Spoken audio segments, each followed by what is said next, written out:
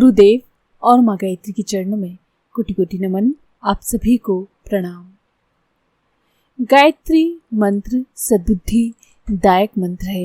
इससे हमारे सतोगुण बढ़ते हैं। सतोगुण बढ़ने से हमको कई लाभ प्राप्त होते हैं। आइए जानते हैं ये सब कैसे होता है। गायत्री सद्बुद्धि दायक मंत्र है। वो साधक के मन को, अंतःकरण को, मस्तिष्क को, विचारों को सन्मार्ग की ओर प्रेरित करता है। सत्य तत्व की वृद्धि करना उसका प्रधान कार्य है। साधक जब इस महामंत्र के अर्थ पर विचार करता है तो वो समझ जाता है कि संसार की सर्वोपरि समृद्धि और जीवन की सबसे बड़ी सफलता सद्बुद्धि की प्राप्ति है। ये मान्यता जब सुदृढ़ होने लगती है तो उसकी इच्छा शक्ति इसी तत्व को प्राप्त करने के लिए लालायित होती है। यह आकांक्षा मन लोक में एक प्रकार का चुंबकत्व उत्पन्न करती है। उस चुंबकत्व की आकर्षण शक्ति से निखिल आकाश के ईथर तत्व में भ्रमण करने वाली सतोगुणी विचार धाराएं, भावनाएं और प्रेरणाएं खिंच खिंच कर उस स्थान पर जमा होने लगती हैं। विचारों की चुंबक शक्ति का विज्ञान सर्वविदित है। एक जाति के विचार अपने सजातीय विचारों को, अपने जैसे विचारों को आकाश से खींचते हैं। फलस्वरूप संसार के मृत और जीवित सत्पुरुषों के फैलाए हुए अविनाशी संकल्प जो शून्य में सदैव भ्रमण करते रहते हैं, गायत्री साधक के पास दैवी वरदान की तरह अनायास ही आकर जमा हो जाते हैं और संचित पूंजी की भांति उनका एक बड़ा भंडार जमा हो जाता है। शरीर और मन में सतोगुण की मात्रा बढ़ने का फल आश्चर्यजनक होता है। स्थूल दृष्टि से देखने पर ये लाभ ना तो समझ आता है, ना अनुभव होता है और ना उसकी कोई महत्ता मालूम होती है।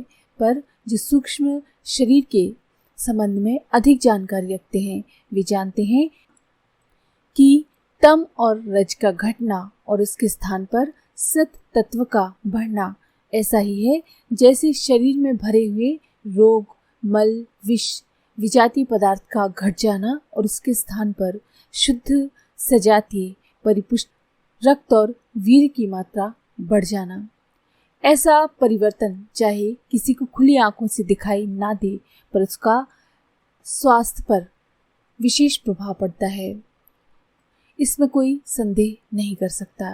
इस प्रकार के लाभ को यदि ईश्वर प्रदत्त कहा जाए तो किसी को आपत्ति नहीं होनी चाहिए।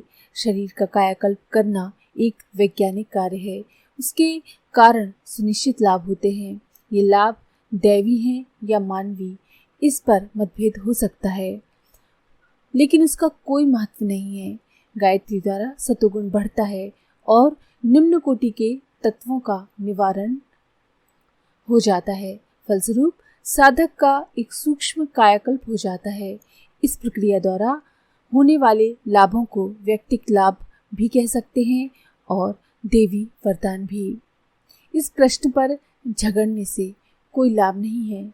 कोई कार्य किसी भी प्रकार हो उससे ईश्वर सत्ता पृथक नहीं है। इसलिए संसार के सभी कार्य ईश्वर इच्छा से हुए कहे जा सकते हैं। गायत्री साधना से होने वाले लाभ वैज्ञानिक आधार पर हुए भी कहे जा सकते हैं और ईश्वरीय कृपा के आधार पर हुए कहने में भी कोई दोष नहीं। शरीर में सत तत्व की अभिवृद्धि होने से शरीर की गतिविधियों में काफी बदलाव आ जाता है। इंद्रियों के भोगों में भटकने की मंद गति हो जाती है। चटोरापन, तरह तरह के स्वादों के पदार्थ खाने के लिए जी का बार बार ललचाना, बार बार खाने की इच्छा होना, अधिक मात्रा में खा जाना, ना खाने लायक चीज़ों को भी खा जाना, सात्विक पदार्थों में अरुचि और चटपटे, मीठे, गरिष्ठ पदार्थों में रुचि जैसी बुरी आदतें धीरे धीरे कम होने लगती हैं। हल्के, सुपाच्य, सरस, सात्विक भोजन से उसे तृप्ति मिलती है और राजसी तामसी खाद्यों से घृणा होने लगती है। इसी प्रकार कामेंद्रिय की उत्तेजना सतोगुणी विचारों के कारण संयमित हो जाती है। मन कुमार्ग में व्यभिचार में वासना में कम फंसता है। ब्रह्मचर्य के प्रति श्रद्धा बढ़ती है। फलस्वरूप वीर्य रक्षा का मार्ग प्रशस्त होता है। कामेंद्रिया और स्वाद इंद्रिय दो ही इंद्रियां प्रधान होती हैं।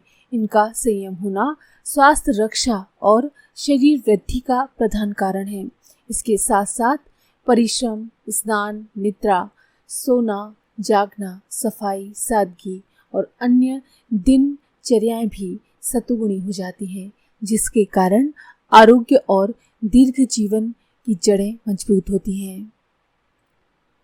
मानसिक क्षेत्र में सतोगुण की वृद्धि के कारण काम, क्रोध, लोभ, मोह, मद मत्सर, स्वार्थ, आलस्य, व्यसन, व्यभिचार, छल, कपट, झूठ, पाखंड, चिंता, भय, शोक, ये सारे दोष कम होने लगते हैं। इनकी कमी से संयम, नियम, त्याग, समता, निरअहंकारिता, सादगी, निष्कपटता, सत्यनिष्ठा, निर्भयता, निश्चिंतता, शौर्य, विवेक, साहस, धैर्य, दया, प्रेम, सेवा, उदारता, कर्तव्य परायणता आदि सद्गुण बढ़ने लगते हैं। इन मानसिक कायाकल्प का परिणाम ये होता है कि दैनिक जीवन में प्रायः नित्य ही आने वाले अनेकों दुख का सहज ही समाधान हो जाता है। इंद्रिय संयम और संयत दिनचर्या के कारण शारीरिक रोगों का बहुत बड़ा निराकरण हो जाता है। विवेक जागृत होते ही अज्ञानता जन्य चिंता, शोक, भय, आशंका, ममता, हानि आदि के दुखों से छुटकारा मिल जाता है। ईश्वर विश्वास के कारण मति स्थिर रहती है और भावी जीवन के बारे में निश्चिंतता बनी रहती है। धर्म प्रवृत्ति के कारण पाप, अन्याय, अनाचार नहीं बन पड़ते। फलस्वरूप राजदंड, समाजदंड, आत्मदंड और ईश्वर दंड की चोटों से पीड़ित नहीं होना पड़ता।